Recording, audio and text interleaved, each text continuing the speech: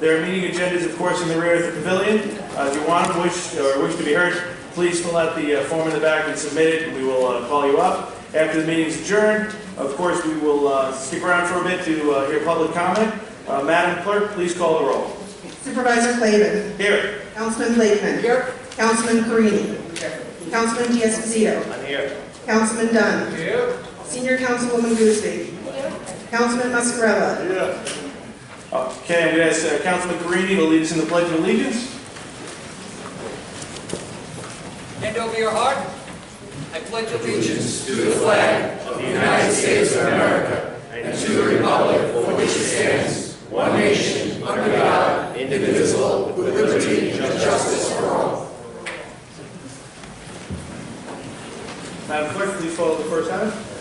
Supervisor, the first public hearing is a proposed local law regarding parking or standing prohibitions in Baldwin, East Meadow, North Valley Stream, Oceanside, and near Valley Stream.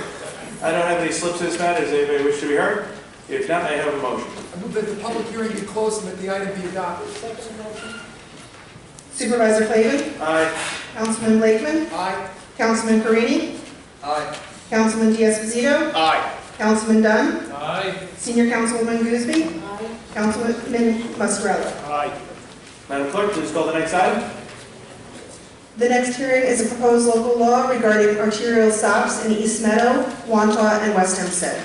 I do not have any slips to this matter. Does anybody wish to be heard? If not, I have a motion. There's a motion that we close the hearing and move the item. I second it. Supervisor Clavin. Aye. Councilman Blakeman. Aye. Councilman Carini. Aye. Councilman D'Esposito. Aye. Councilman Dunn. Aye. Senior Councilwoman Gooseby. Councilman Muscarella. Aye. Okay, please call the administrative calendar.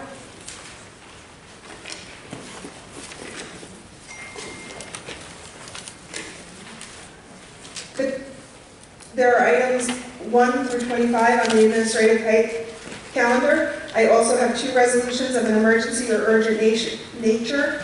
The first is a resolution appointing Kate Murray as Registrar of Vital Statistics in the town of Hempstead. This would be item number 26 on the administrative calendar. The second is a resolution appointing Susan Trankel-Pikowski as Deputy Registrar of Vital Statistics in the town of Hempstead. This will be item number 27 on the administrative calendar.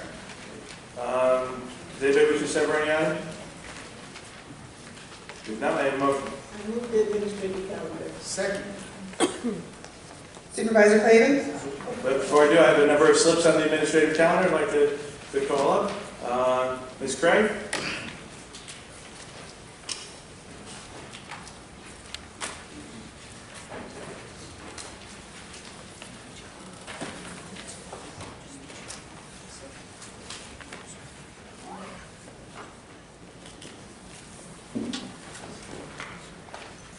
Hey, Ms. Craig, how you doing? Can you name and address? Thanks. Craig, 436 Locust Avenue, Uniondale. Thank you. Is about item number 10. What does it mean about adopting, rescinding the resolution and adopting the assessment roll? There, Supervisor, may I? Please. There was a mathematical error in the resolution that was adopted. And so we had to correct the assessment roll. Basically, the town was going to collect about $10,000 too much than it should have. So we're correcting it tonight. I see. And so this, the one following this? You're right. Is the correction? Yes. And my other question relates to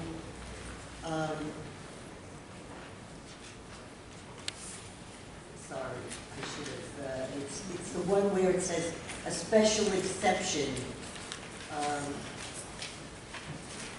Oh yes, here, number 6.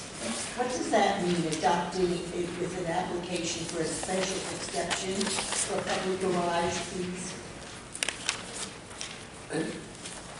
You talking about the secret egg deck? Yes. Okay. This is an environmental resolution. It says that the proposed action, the proposed rezoning, will not have an adverse effect on the environment. And now the application can then move forward to a town board hearing. What is the special exception, please? The special exception is the application itself.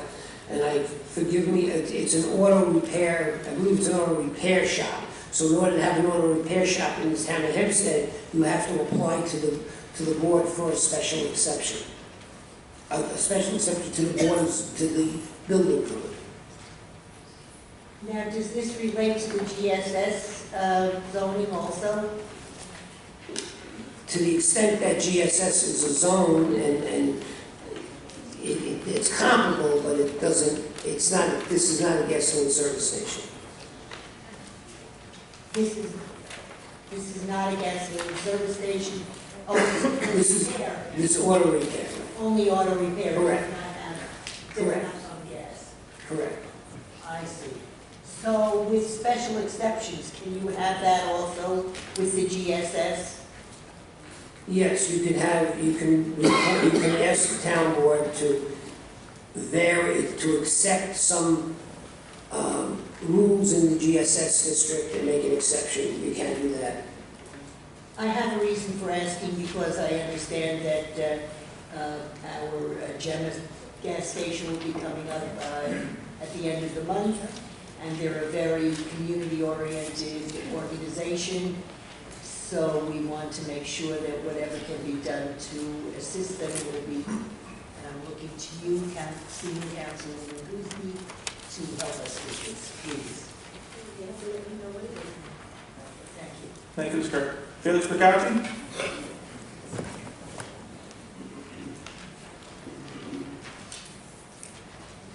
Good evening, your name and address for the record, please. Felix Picacci. Item number 22. The town board majority is still short one member on the town's ethics board, violating town code. The town has been violating its own ethics law for over 2 years, since the ethics law was enacted in December 2017. One solution to obtaining ethics board members is to ask ordinary citizens to participate. Another solution is for town board members that feel the town should comply with the law to speak on this issue. Board members have many followers on social media and frequently interact with the community. Even if one board member would treat this as the important issue it is, I am certain that the town would soon have a functioning ethics board. Thank you. Thank you very much. Diane Madden?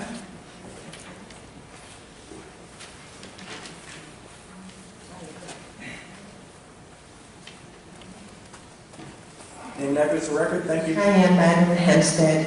Item number 22. I just have a question because the name was familiar to me. Heather Crosley, Deputy Town Attorney, who, by the way, is always professional. She's bright. She is open-minded. I have worked with her. I think she's been here many years. It appears her salary is $87,000. And when I compared that to other deputy town attorneys, for instance, Albina Katiniga was hired in 2016 at $95,000. A few months later, she was given $98,000. From the records I see, Heather was even serving on the Equal Employment Opportunity as an officer. So my question is really, who comes to the determination of these salaries? Because talk about a lack of equality, this seems wrong to me. Could someone tell me who decides on these salaries? And it's something that if I were sitting up there, I would be uncomfortable about this. Generally, the department heads have recommendations on it. There are department head recommendations to the town board, and the town board will either act on them or not act on them. So who made this recommendation? The department head of the town attorney's office, would that be you? It's done by, yes. So you don't go by someone's quality of work or length of time here? Because I believe Ms. Crossley's been here a number of years. Can I? Yeah, Dan, I think we're all fans of Ms. Crossley. Yes. Very much so. We'll look into it and see if there's anything that we overlook. I think there's something drastically being overlooked here. And I do think that she is entitled to be treated at least equally to the other deputy town attorneys based on her history, her professionalism, how much she contributes, and again, her open-mindedness to work with all people. Thank you. Thank you for bringing it to our attention. Thank you. Valerie Lamb?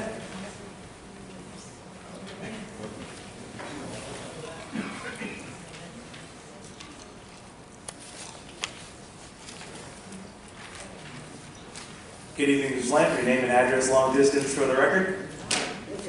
Good evening, Supervisor Clayton. I believe it's my first meeting with you at the helm, and I'm still thrilled about that. 3301 North Rebello Drive, St. Augustine, Florida. And thank you very much for bringing the nice weather. I would disagree with that one. So let's see. And good evening, Town Board. Well, she got a couple of my points over there. So, contracts. I noticed a few contracts on these resolutions, number 9, number 7, and another one. 2 of them went out for bid. One was a sole bidder. So, from what I'm seeing, these bids were awarded to the lowest bidder and qualified vendor, correct? Well, Commissioner Parks?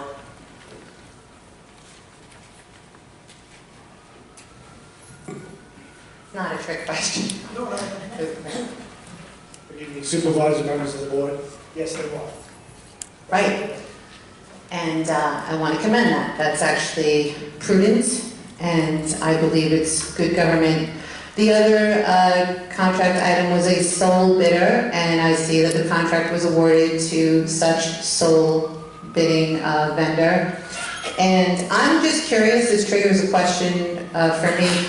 Is there any scenario where there is just one individual bidder for an RFP that they'll be denied for? Sure. If one bidder, if only one person responds to an RFP, and we don't think that the proposal is proper, there are various reasons we can reject. We might reject because we want to get more, do it again to get more proposals. So sometimes it can happen. If the proposal is not proper?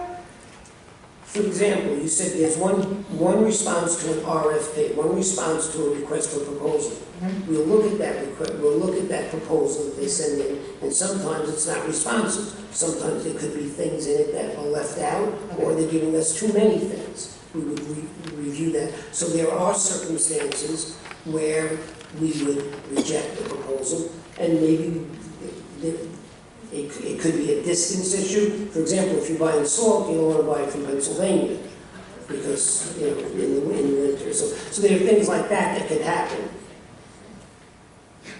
Okay. So, all right, that's fine. I'll accept that answer.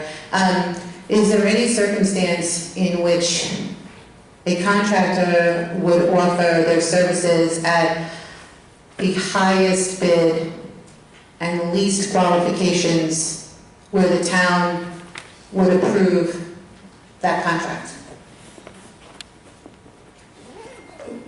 What item were you speaking on? Because I'm not sure. I'm talking in the dark here. What item were you speaking on? What resolution number are you talking about?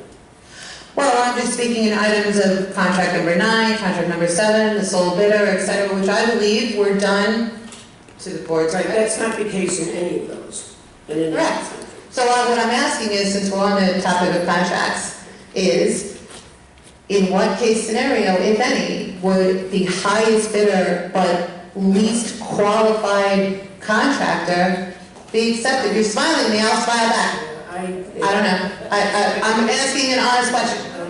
I would be at Belmont if I could predict the future. Well, that's a bad analogy considering that there were 40 horse race deaths in Belmont last year alone in the calendar year of 2019, and horse racing is one of the most scrutinized industries right now in the world of animal advocacy. But that's okay. But Let's go to ratings instead. No, but there has been times within this township where a contractor was approved with the least qualifications and the highest bid, specifically the trainer at the town of Hempstead Animal Shelter, and I'm still wondering why. Thank you, Ms. Lamb. I don't have any other slips in the administrative calendar. Is anybody wish to be heard? If not, I have a motion. Second. Supervisor Clavin? Aye. Councilman Blakeman? Aye. Councilman Carini? Aye. Councilman Diaz-Pasito? Aye. Councilman Dunn? Aye. Senior Councilwoman Guzmi? And Councilman Muscarella? Okay, I have a number of slips on the public comment section. Kelly Dagger?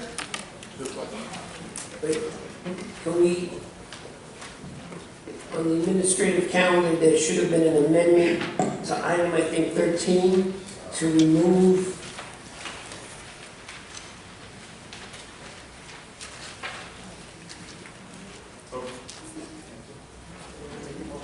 You want me to make that amendment?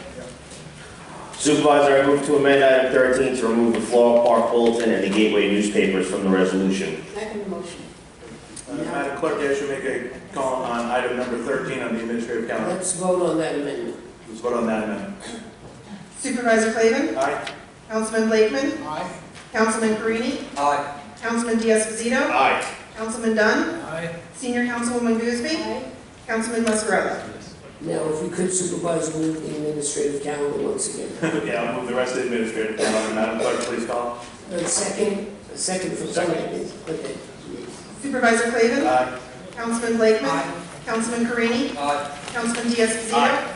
Councilman Dunn? Aye. Senior Councilwoman Guzmi? Councilman Muscarella? Aye. All right, back to our public comment section, and Ms. Dattner, you've been waiting patiently. Good evening, how are you? Good, name and record for the, name and address for the record. Kelly Dattner, Watchwood, New York. Okay. As you know, what's going on with Finn, it'll be, what, 3 weeks tomorrow. I want to know what you guys can do with the media to help get this dog back to his foster family, who's been very lost without him, and they want him home. I would ask Commissioner, if you go in the back, we'll have the Commissioner get the details on it and do a follow-up with you. I spoke to Regina Gatner Wandsworth. I spoke to him already about it. I've been working with the trapper for 3 weeks tomorrow. I've been trying to help him out, be his eyes and all. We thought we had a possible sighting past Saturday, in a certain town that under Miss Guzmi's area. We don't know for sure, but we need more media coverage or more in the newspapers, something more, because the dog we saw had no collar and leash on, and if that was him. Okay. Well, we just said, we'll follow up with the Commissioner, maybe we could share a little something on our social media pages. I appreciate that, because he's a good dog. He was actually found before he came into the shelter with a 17-pound collar around his neck and leash. So you can imagine what he's been through, but what he's going through now, and I just hate to see him get in the wrong hands, and so does everybody at the shelter too, and I'm sure Mr. Marino too. Okay, why don't we follow up with the Commissioner, and he'll get your name and address, and when we share it, he'll reach out to you and make sure it's done. Awesome, and I can give him all the information too on the trap and let them talk to him, and Okay. thank you very much. Sorry to come up with us, she just wanted. No, please come, please. Thank you both for coming, that was very nice of you. Have a good night. All right. Well, that means I'm not going to call you Regina, so just get ready, all right? Ms. Craig? Just for your information, I just took a picture of it and I'm putting it on my Facebook. Awesome. If you could pass it on, please, to anybody in your area, I can't say too much publicly. Okay. Thank you. Ms. Craig, name and address for the record again, thanks. Of course. You're such a good sport. First of all, I'd like to bring up again the topic of the 5G networks, cell phone towers. Town of Oyster Bay has just adopted a permit regulation for the 5G networks. I think usually we're more ahead of things, and I would like you to please go into this with more research and consider the same thing. As I mentioned last week, month, whatever, South Korea requires fiber optic hookups, and so do the cities of Chattanooga, and I think the other one was St. Louis. So I think that it behooves us to look at it more clearly. Apparently, this is a very high level of energy, and we need to protect our residents. May I jump in for a second? We covered, about a year and a half ago, we enacted a new wireless ordinance where we covered 5G. It's chapter 142 of the town code, so we've already covered that. We've got it done. In what way? In the regulations on what they have to, the restrictions and what they have to need to be able to get permits on 5G. Of course, the companies are litigating that with us, but we do have rules and regulations in place. And so are we requiring fiber optic hookups to private homes? We're trying, yes, we do, but that's been challenged. I see. Keep up the good work, thank you. I would like to also add my comments to what was said last month about the tree removal permits. I think that is something that we should severely consider, and as I've mentioned before, it was really a travesty the way that Engel Berman just got rid of those beautiful trees over at Holly Patterson, and I would like to see some more regulation in this area. I'd like to add my comment. Somebody else will be speaking about the solar farm in Oceanside on the landfill, and I definitely feel that that's a very strong, important thing. So I noticed at the end that you excised the gateway papers from the list of papers that are approved, and I believe the ownership of the Beacon papers just shifted to Gateway. I'm not absolutely sure of that, but I think so. And that would mean that a sizable area, certainly Uniondale, which has had a Beacon newspaper for I don't think that's correct, Ms. Craig. No, I think Ms. Craig, I think it was the Herald papers, if I'm not mistaken. well, it said Herald and the Gateway papers. But I think the Beacon would take it over by the Herald. I think. This gateway paper is Floral Park, I believe. I'm sorry? Floral Park, covers Floral Park. Right. If I recall correctly, what was said was that you were adding the Floral Park Herald and the Gateway newspapers. Subtracting. Right, taking them off the list. Yes. So, They cover Floral, I think both those newspapers cover Floral Park. But we'll check on it. okay, I appreciate that, thank you. Thank you, Ms. Craig. Felix Percacci?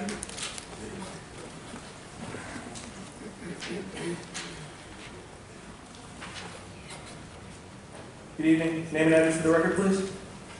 Felix Procacci. Thank you. In a recent Newsday article dated February 9th, 2020, Supervisor Clavin was quoted saying the town does not have a systemic ethics problem. What wasn't mentioned was Supervisor Clavin's complacency when it comes to ethical violations. The town's compliance officer, Thomas Wildig, has violated and continues to violate the laws that governs his department. Since December 15th, he has failed to post a final redacted report of an investigation he allegedly performed. FOIL town records show that he has not even prepared these records. In response to my numerous complaints against Mr. Wildig at town board meetings, Supervisor Clavin has done nothing to remedy the situation.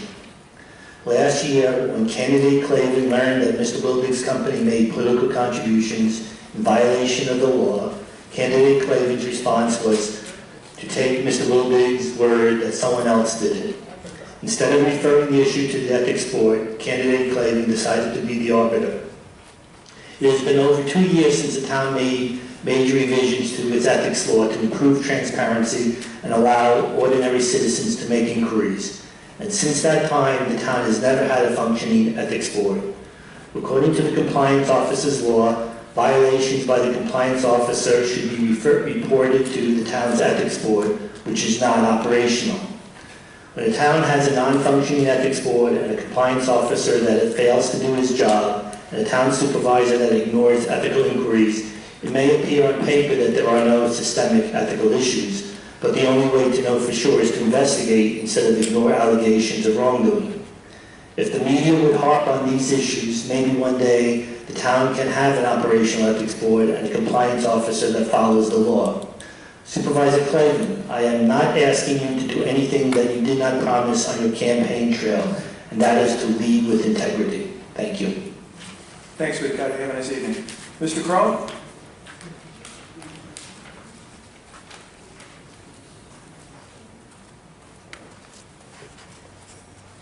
How you doing, Mr. Crowe? Your name and address for the record? Thanks. Stu Kroll, Breakneck. Politicians should be intent on helping improve the daily lives of their constituents. It's not about taking pictures at Cub Scout meetings or Kiwanis breakfast. Mr. Diaz-Mazito, I want to commend you for your opioid prevention and treatment program.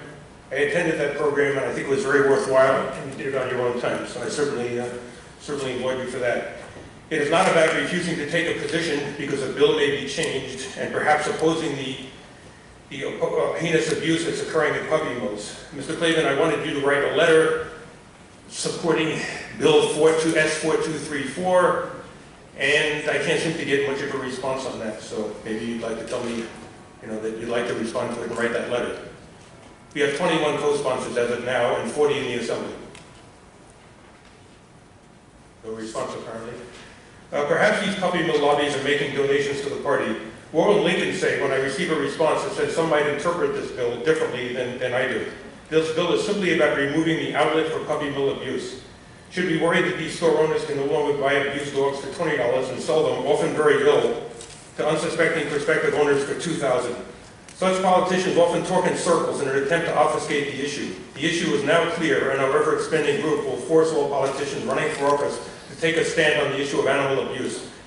If they don't want to do this, then we will oppose them vigorously and find somebody more sympathetic to our needs and goals.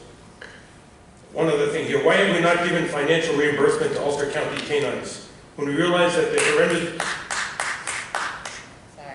Hopefully somebody will want to do this. When we realize the horrendous abuse occurring there is so horrible that the mayor upstate was moved to tears, we should have taken back our dogs immediately.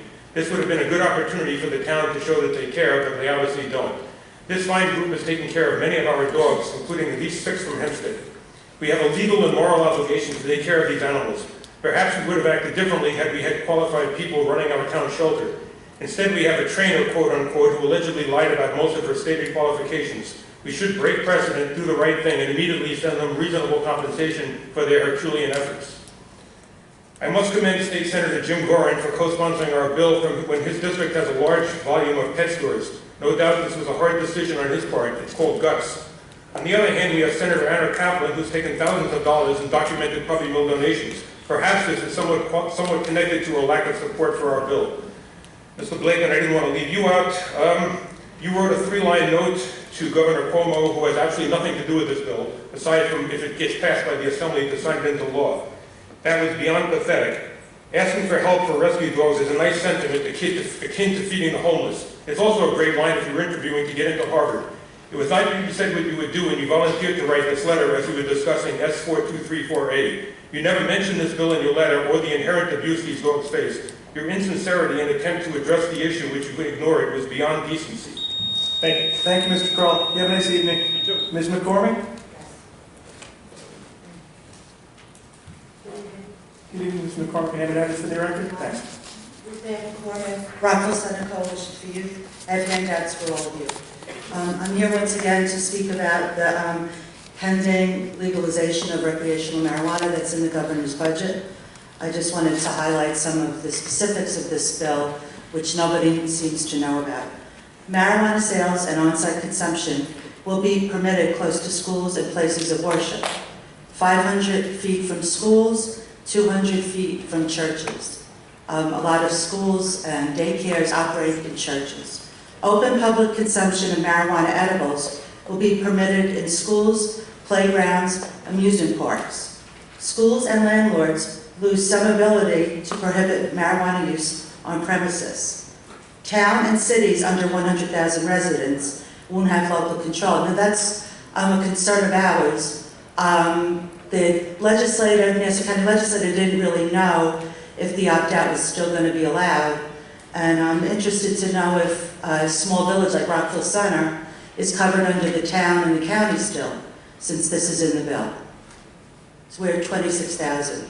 So that's a concern of ours. The mayor didn't even know any of this when I spoke last night at the village board meeting. Medical marijuana is taken out of the Department of Health, and everyone that has a medical marijuana card will be allowed to have 4 home grows in their house.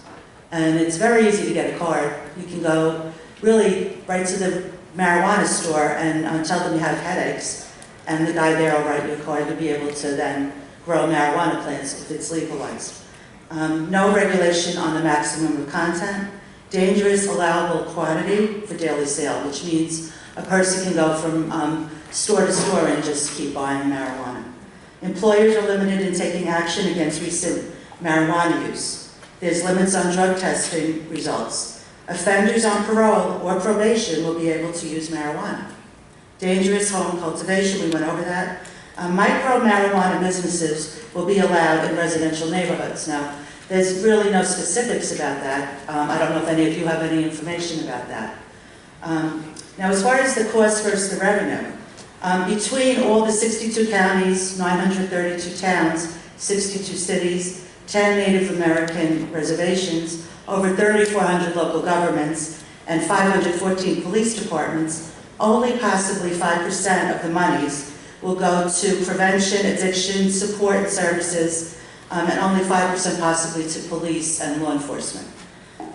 I just would hope that you become familiar with all of the specifics of this bill and talk to the higher-ups in Albany and voice your concerns. We're having a town hall in Rockville Center on Tuesday. None of the senators can be there because they're in session. We're hoping some of you possibly could come, as well as to our presentation at Malloy College. Alex Berenson wrote a book entitled Parents, Tell Your Children the Truth About Marijuana, Violence, and Mental Illness. So, and if you'd like to discuss further, there's many other points in here that we picked out of the bill. Thank you. Ms. Craig, thank you very much for taking the time to give us all the information and also pointing out the lobby and the state legislature. Thank you. Do you know anything about the opt-out with under 100? No, but we'll try to familiarize, but thank you. Yes. May I say something, Mr. McCormick? Yes. First of all, I want to thank you and congratulate you for taking up the mantle on this issue. As we've seen with a lot of the stuff that's come out of Albany recently, with mandatory release of criminals, there are things being done in Albany that are not in the best interest of the residents of the town of Hempstead. And this is one of them, and thank you so much. I am going to share this information with people in my district, and I'm going to reach out to people in my district, and if you don't mind, I have your card here, I'm going to put them in touch with you. So I think you need to talk to a lot of the schools and a lot of the civic associations and PTAs. Definitely. And mobilize them, because as we've seen in Colorado and Oregon and other places, this is an absolute disaster for their states, and it could happen here, and we don't want that to happen in the town of Hempstead, so thank you very much. There's a movement called Moms for Regulation of Marijuana, and they're actually based in Rockville Center, and it's very disturbing to me that a mom would permit their child to use any drugs and be happy that if it's legal, it'll be safer, so that's their philosophy. Thank you. Thank you. Just, you know, we've been looking into what we can do as a township, even though this is happening, and it's happening with this governor, and trying to sneak it in with the budget. Yes. It's so wrong. So we'd like to put a ban on it, but we have to see how legal it is for us as a township to put a ban on it, because it doesn't only affect your lungs. They found out with studies now it affects the kidneys, affects the heart, affects the brain. All your organs get affected by this, and people don't know. No, they don't know it. So if we can't ban it, then we're going to educate the hell out of them, and we're going to put pamphlets out. That's what we do too. So we're going to do both. But We are looking into it, thank you. Any help you need, we're good at it. Thank you so much. Thank you, Carmen. Patricia Cronin?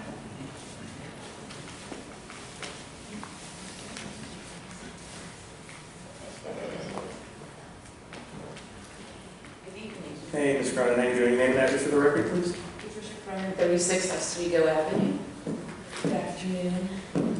Supervisor Clavin and Councilman Blakeman. Nice to meet you both finally. My name is Patricia Cronin. I'm the owner and taxpayer of 36 Oswego Avenue, East Atlantic Beach. The adjacent property pictured here is the original one that we've been talking about.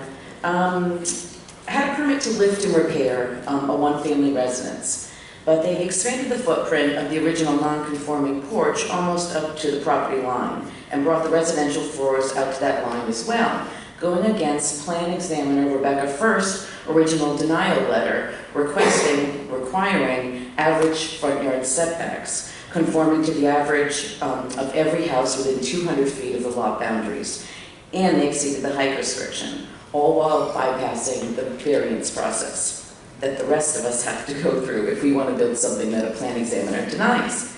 I know I've just done it successfully.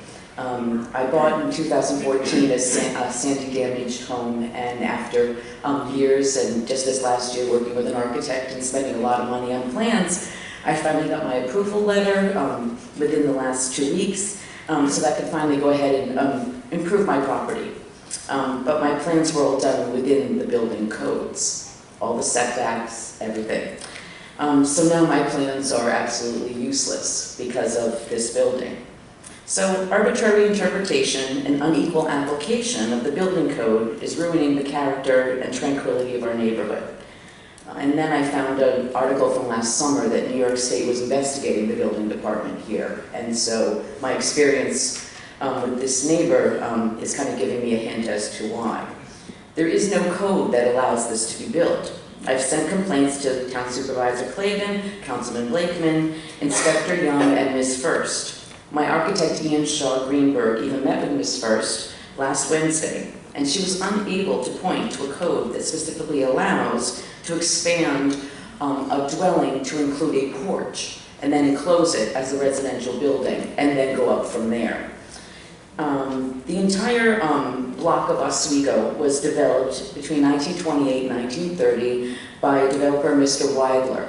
All the homes are very similar. Within a few inches, all the porches line up, and all the setbacks for the faces of the houses all line up until now.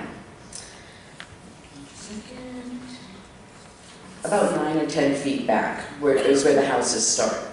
So I believe the plan examiner's office made a mistake. Michael Young, the inspector and code enforcement officer, and the actual owner of this house have both told me in person, on the phone, and with texts that the building footprint was in fact expanded, and the house is too close to the property line, and he didn't understand why it was being able to be built at all. Ms. Cronin, I appreciate bringing the attention. I see the commissioner of the building department here, Commissioner Rockcamp. I'm going to ask him to go in the back with you for a couple of minutes, have a discussion, and do a little follow-up, if that's all right. Thank you so much. Thank you very much. I appreciate it. Jay Blackman?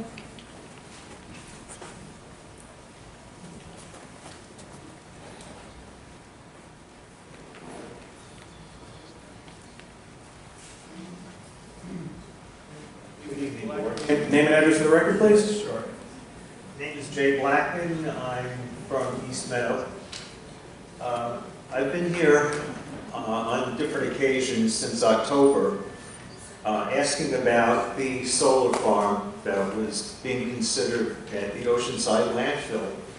And yeah, I've been looking at the resolutions and hoping that one of the board meetings would contain a resolution that would be concerning the Oceanside landfill solar farm, and it's never there. I'm always. Excuse me, sir, are you in favor of that? I am totally in favor. Okay, so Councilman D'Esposito can speak to the community issues, but I'm somewhat knowledgeable, definitely not an expert, but I'm somewhat knowledgeable.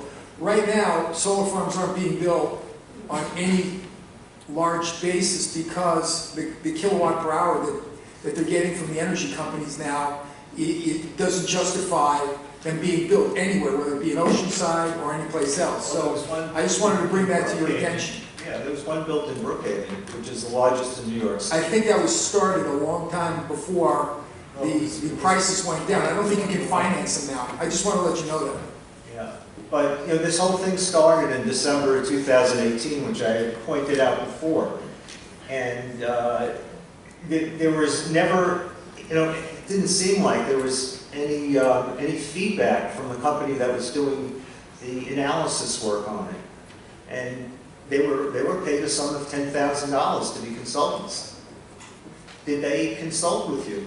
They sure did, and actually, this past week, me and representatives of the supervisor's office met with Clearview. They provided us with a comprehensive review of the entire town of Hempstead, each and every parcel that we own or operate or have the ability to add solar to, including solar carports, including the landfill, including our marinas, our parks, buildings throughout the town of Hempstead that we will now review. And we will see what's the best option for the environment, what's the best option for the taxpayer, and what's the best option for the town of Hempstead. The best option for the environment, obviously, is solar power. And it's just hard for me to believe that solar power has gotten that expensive. But It hasn't gotten that expensive. The energy companies, utility companies, are paying less and less and less as more alternative energy sources come available. It's driving the price down, which is a good thing, and there are other alternative energy sources. But solar now is somewhat expensive in this area. Well, as far as I know, it's always solar or wind power. In a place like Arizona, where they have many more hours of sunlight, it is still commercially viable there. But the question is it commercially viable in this region right now if the utility companies aren't going to pay for the expenses that it would take to construct the solar farms? So you may have to look at other alternative energy sources. That's the only point I'm trying to make. What's the other alternative energy sources? We have wind turbines, which are already being set up, or has been approved to be set up 30 miles off Montauk, and will... And I just want to point out that, I'm thankful that back in whatever it was, December of 2018, when this was presented and attempted to be kind of forced through the town board, I'm glad that my colleagues, took my recommendation of hiring a consultant like Clearview, because after reviewing their report this past week, if we would have went forward with their plan and the plan that they had for the Oceanside landfill, there was actually solar that would have been installed that would have been a complete waste. So I'm glad that we're reviewing it with Clearview now and seeing what the best options are for the town. Well, all I can tell you is that we are getting together with the Oceanside High School Environmental Club. And all I can tell you is that we as a town board are getting together with our department heads, we're getting together with the community and the community that I represent. I am thrilled that the Oceanside High School is involved and will give us their input. But I also have thousands of other Oceanside residents who are going to have to deal with this in their community, who have bared the burden of having a landfill in their backyard for decades upon decades. And I want to make sure, regardless of if it's Oceanside, if it's East Meadow, if it's Point Lookout, if it's Hempstead or Uniondale or Garden City, that we are presenting to the town the best option possible, making sure that we are, like I said before, protecting our environment, that we are doing what's right for the government and what's doing right for the taxpayer. That's what's important to me. Okay, well, and I'm sorry it's not moving as fast as you'd like it to be, but we are doing our due diligence. As fast? I mean, it's been a year and a quarter. And thankfully we didn't move on the first proposal because it would have been done incorrectly. So what you're saying, we're going to do our own research into this. Okay. Well, I'll take the advice of Clearview, who's an expert. People, I don't know who you were talking to about this, about how horrible solar power would be on the landfill. Who did I never said that I spoke to anybody that said it would be horrible. I said that the proposal that they had put forth. People in the community who will not stand for something like solar power. People in the community want to know what it's going to look like. They want to know what it's going to be like when they drive past it each and every day. They want to know if it's going to have any effect on, on their community. They want to make sure, they want answers. Just like if we were going to plaster this right in the middle of East Meadow, I'm sure you would want answers. Are you aware of the fact that the governor... I am very aware of all his energy initiatives. Yes, I am. I am very aware. I also have the...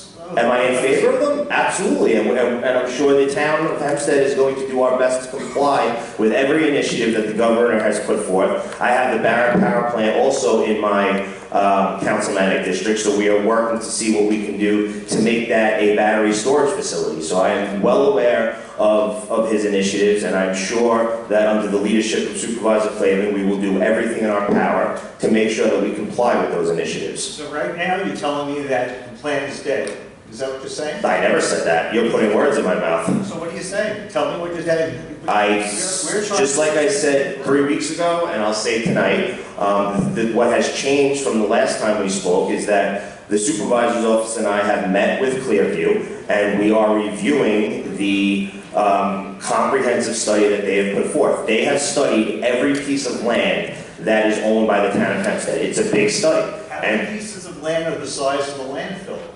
I mean, this is supposed to supply 1,500 homes with electricity. Okay, but like I mentioned before, we have...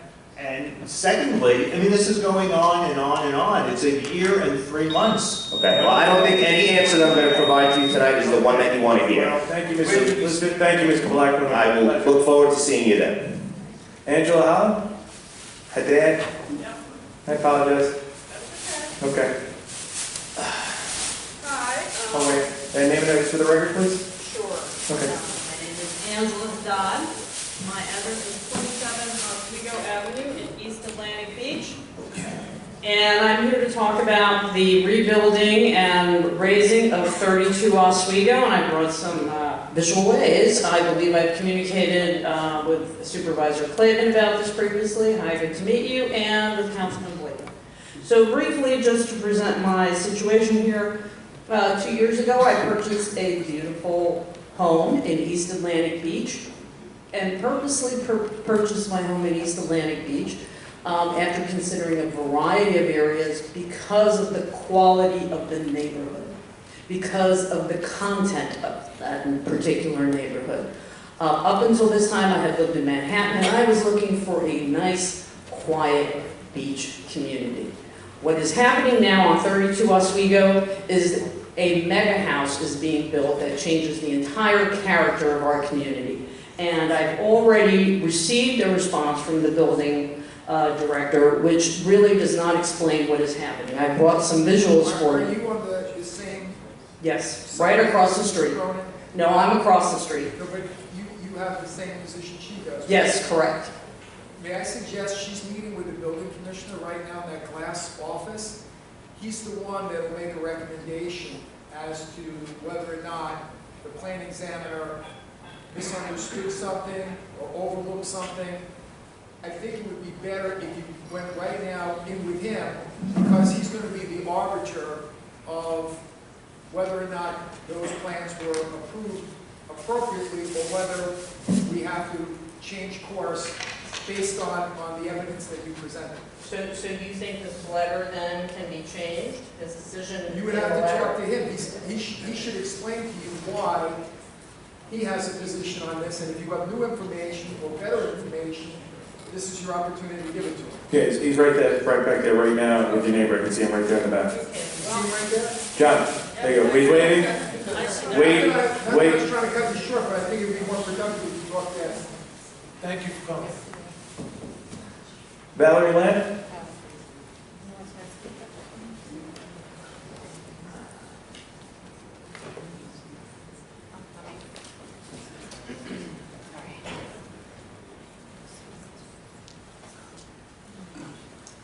You may again, name and address?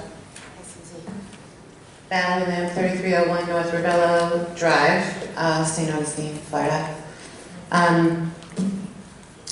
So, Supervisor Clavin, Don, you know, pathetically, I believed the prior supervisor, I don't even want to mention her by name, because I am an animal lover and an animal advocate, and she really sold me, especially regarding her press conference in front of the animal shelter, where she specifically cited the abuse, the neglect, and the mismanagement at the town of Hempstead Animal Shelter, and she was right. However, once elected, and I got behind her 1,000%, even though I'm not a Democrat, but I just wanted to believe that somebody would be a champion for the animals, so I did that, regrettably, because she did nothing for the animals. In fact, she made it worse at the shelter. So the reason I'm here, and I've been up since 2 a.m. and flew in from Florida on a 5:30 flight, is because I believe you do want to help the animals, Mr. Clavin, and I believe that you have the power. The entire board is in lockstep with you, I believe. I believe they like you, you're very likable. I know the union is very much on your team. I'm here. We were together at the press conference where they introduced the bilingual forms at the animal shelter, and obviously, this is the only reason I'm here. I'm not here for a job, I'm not here for accolades, I'm not here for a photo op. I feel like an alien, a lot of people don't understand why I'm here. This is the only reason I'm here, and I just want to ask you, because the time for action, I watch these videos at home, I pay attention to the meeting notes, I read Newsday, and I don't see anything about the animal shelter, and you yourself said it's a war zone, and you're right, you too are right in your analysis. I'm asking you, what can we do? What are we going to do? We're looking at a lot of different initiatives. I've talked with my colleagues in the government. I was talking to somebody today, and we enjoy the feedback of residents. We can implement changes we think that are going to suit. We will. The time for action is now. Actually, it's past now. It's way past due. But can we start with putting an RFP for a trainer? The current trainer has actually applied for the trainer position in the town of Oyster Bay. I think it's time for that RFP. We've been asking for years, especially since she did lie about her credentials, as confirmed by the town investigator, Anthony Costales. The director, the current director, wants out, and I can go on and on. I'm here for a limited time. If anyone wants to meet with me, I'll meet you on tomorrow, Thursday, Friday, Saturday, or Sunday, possibly extending my trip. And I'll give you 15 seconds, Councilman Blakeman. I just want to let you know we are severely disappointed in you as animal lovers. You gave your word that you would do something, and you broke your word. Well, I'd like to respond to that. Thank you. First of all, let me just say this. I had said that I would write a letter to the governor in support. No, you never mentioned the governor. Okay, I said I would write a letter. In support of the public. Who else would I write it to? The Senate. You've been in government for how many years? We can make sure that the Senate gets it. I have no problem with that. But your letter was supposed to be germane, one of your favorite words, germane, to the anti-puppy mill legislation bill S4-234A. I also emailed you personally twice where I spelled it out for you. Let me explain. We were talking about puppy mills. We were talking about the anti-puppy mill, cat and kitten and rabbit legislation. Your letter was intentionally impotent and plastic. Okay, all right. Why don't we do the following? I don't want to interrupt anybody. I was going to say. No, I don't.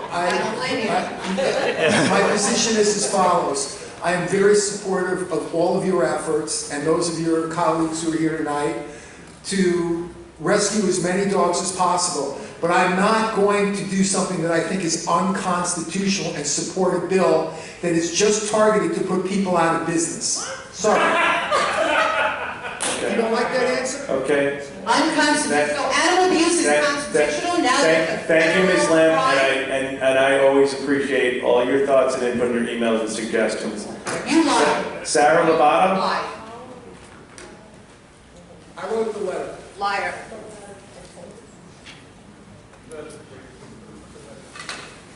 Hey, Ms. Lobato, how you doing? Name and address for the record? My name is Sarah Lobato. I live at 1970 Brook Park Drive in Merritt. This is my first meeting, so I'm a little nervous. Welcome. Thank you. And I apologize, I'm off topic. I guess I had the wrong date. I just found out about the meeting. This is also, I know you spoke about it, the 5G cell towers.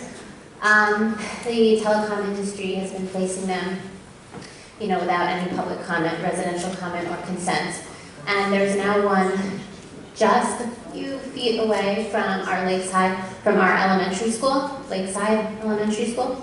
The school actually had no idea it was there until I pointed it out to them. I don't know how they got, how that was allowed, but a permit for that. But as I'm sure was said before, it's not an incremental increase in electromagnetic radiation from 4G to 5G. It's pretty dramatic. 4G puts out about 3 gigahertz and 5G puts out about 300. And there's just no long-term studies. The studies that are there do not show positive results. It's really concerning, especially being so close to a school. But the bottom line is, no matter what the telecom industry or FCC says about it, the bottom line is we don't consent, and people are outraged, and people move to Merrick for the schools. And I am making every parent aware of what is going on, and people are livid. And it has to be taken down, like something has to be done, and we don't want any more put up. We're just not comfortable with it. It's right there. I mean, if you need to ask consent to place solar panels, you gotta ask consent for something that has the potential to damage your health. I have 2 little boys, they're 3 and 6, and so I'm also in the medical field. I'm really concerned about this, as are a lot of other people. And this isn't even touching on the privacy factors, that other people are more concerned about those. I'm not, I don't care. You can know everything about me. But the health is a big problem. And I just ask for serious focus on this issue. Thank you so much. Thank you, Ms. Lovato. Appreciate you coming in. And let me ask Kathy Malone. Kathy, can you just wave Ms. Lovato? Kathy's going to just grab your information in the back and kind of follow up with her, okay? Thank you very much. Robin Seidman?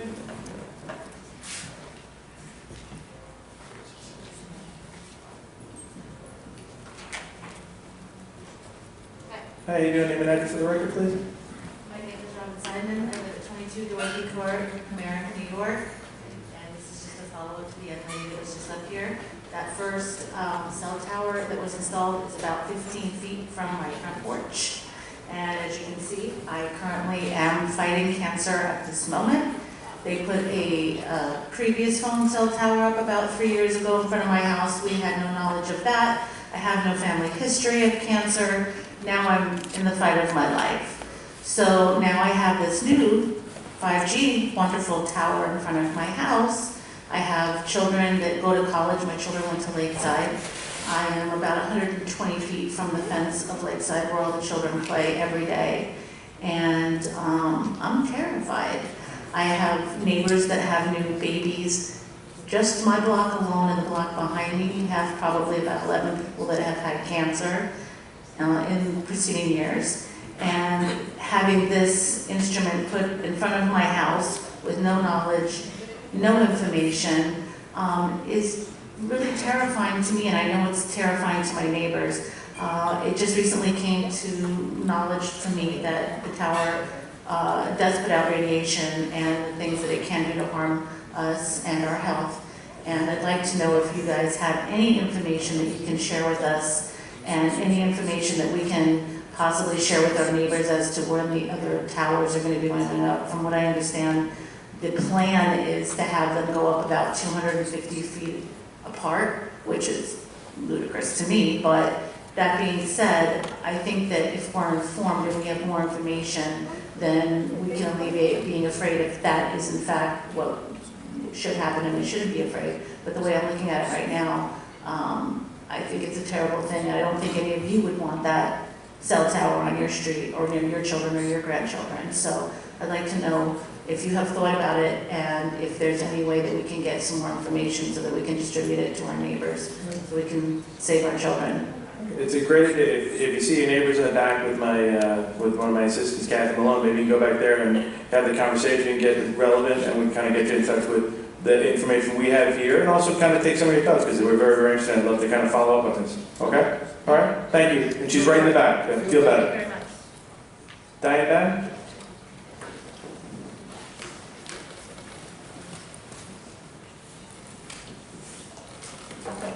Good evening, Ms. Madden. Name and address for the record. Ann Madden, Hempstead. Following up on Finn, I know we have about $1 million in salaries with animal control, the officers there, and unfortunately, under the leadership, he has them basically watching cat traps all day instead of taking my recommendation to contract trappers. In any case, have any animal control officers been out there looking for Finn? And if so, how many? How often? We have close to $1 million in animal control salaries. Is there a rotation? Was this animal was lost in the town of Oyster Bay? No, in Hempstead. I think the flyer says the town of Oyster Bay. No, the dog was being fostered, adopted from the town of Hempstead Animal Shelter, so possibly fostered out of the...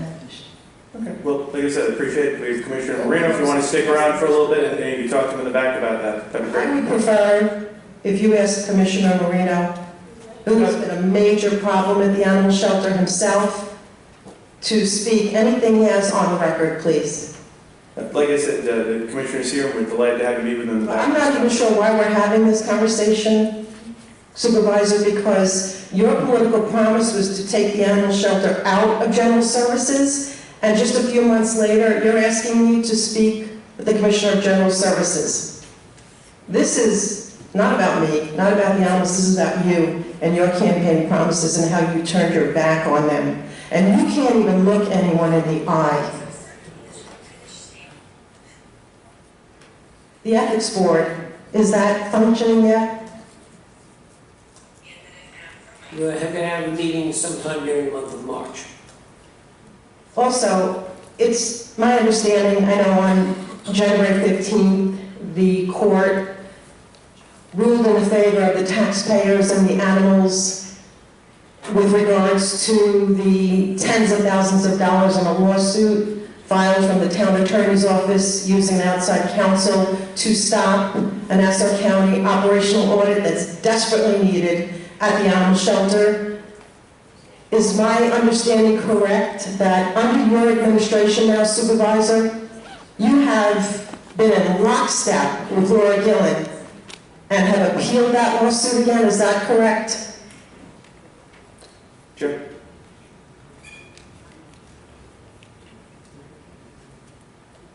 Joe? There was a question just about appealing a lawsuit regarding an audit by the controller. That's currently pending litigation on which we do not comment. So the answer is yes, that you, Mr. Ra, have once again used taxpayer money and hired an outside attorney to spend further money to stop an operational audit. Do you understand that, Supervisor Clayton? Because you took issue with that during your campaign, as you took issue with Laura Gillen not keeping her campaign promises about the animal shelter. You thought it was absurd. Your children are watching you. Thanks, Matt. Have a wonderful... Your children are Janice watching Blake. you. Oh, Donald, you good there, buddy? You good? Okay, buddy, thanks for sitting. Thanks, buddy.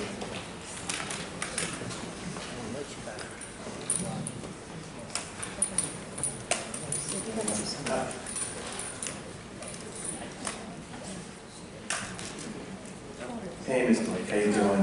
Name and address for the record, please. How you doing? Hi.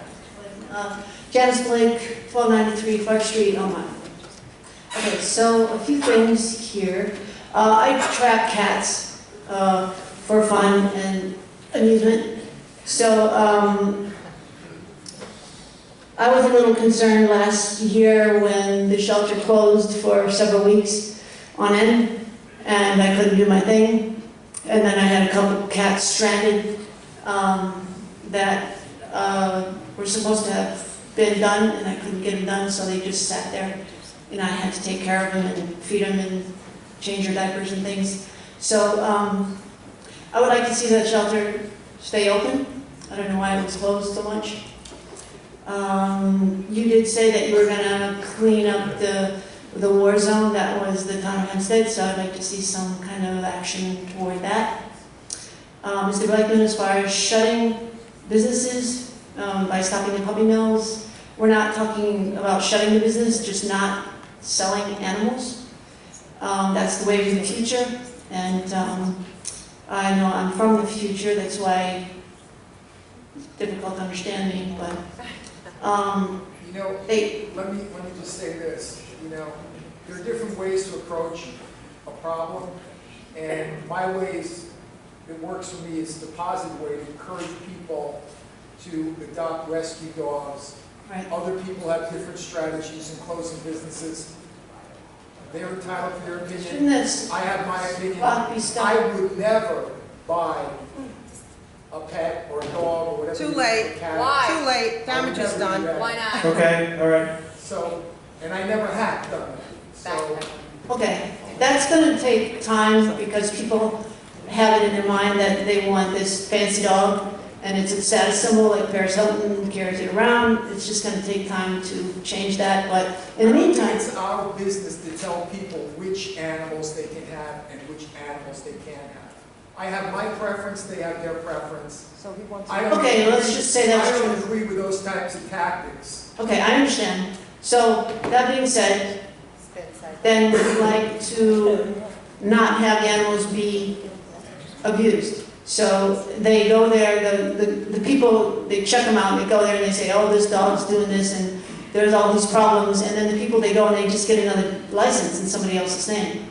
So it's just a shell game that's being played and the animals are the ones suffering. So they can redirect their business to, you know, like cat litter, cat food, dog food, whatever. Okay. Another thing was, there's a building department, 19 Caroline Street in Valley Stream. It's a hoarding situation. There's like 30 cats living in that house. I can't imagine what it looks like in there. I called the DA and the DA gave me to the SPCA. They're supposed to be doing something about it. But I was told initially to talk to the building department, so that's what it is. For those, yeah, I got round robin, you know, and I ended up at the SPCA. And to me, animals are sentient beings, and the way that we're treating them is atrocious, from eating them to keeping them in captivity to catching and shooting wild animals, so that's where I'm at. Thank you. Thank you, Ms. Blake. Tina Sorrentino? Oh, I apologize. It's okay. All right. How you doing, all right? Welcome. Name and address to the record? Shortino, visitor from West Islip. This is my first town hall meeting and my first time speaking in front of you all. Hello. I am an advocate for the animals. I am for S4234A, and I believe that the only way that these businesses will suffer is because of their shady business tactics. They are profiting off of USDA loopholes and very loose regulations of what a puppy mill should be regulated as. They are making thousands and thousands of dollars on the space of their storefront space that could be utilized hand in hand with rescues and shelters, which is what this bill is proposing to do. Instead of spending thousands of dollars on a sick dog that you will have to pay thousands of dollars more to make better, you are spending an adoption fee. That's what the bill is proposing. And I think we are focusing on the bad of the, there's a lawyer who kept calling it brick and mortar businesses that, you know, they have been around forever and you buy puppies from there, but why can't the puppy in the window be the one from the shelter? Right. And that's all I want all of you to think about, and that there are so many dogs out there ranging from puppies to senior dogs, and you can search for your breed. If you want a golden doodle, there's golden doodle rescues. If you want a puppy shih tzu, you can, excuse my language, you can find a shih tzu, a Maltese, a Maltipoo. You can find any of them. I have a video of me looking at it on my phone. it's easy, and it's just that people expect the storefront. They expect be able to, oh, mommy, daddy, there's a dog I want. Oh, that dog happens to be a rescue dog. That's awesome. You should learn more about them. Puppy mill awareness is very, very important right now, and it's happenstance. National Puppy Mill Awareness Day falls on my wedding day this September 19th. And we are using that day to promote, hopefully when the bill passes, when people are still curious about what the puppy mill pipeline is, why it should be shut down. The way that it starts to get shut down is by us supporting this bill and opening up those storefront spaces instead of these puppies coming from deplorable conditions and abuse situations to dogs that have been there already and would like a new forever home. Thank you. Thank you for taking the time to address the board. Anybody else wish to be heard? Have any other slips? If not, have a wonderful evening, everybody. Thank you for coming.